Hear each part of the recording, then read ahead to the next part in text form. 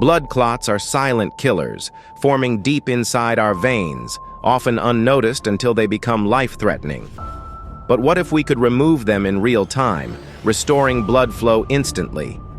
This is where vacuum thrombectomy comes in, a groundbreaking procedure designed to extract dangerous clots before they cause strokes, heart attacks, or even death.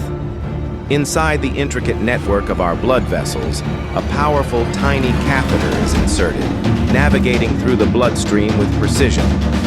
As it reaches the clot, a dense, dark mass blocking circulation, the catheter's vacuum suction device activates. Watch closely as the clot is carefully broken apart and drawn into the transparent tubing, clearing the vessel inch by inch.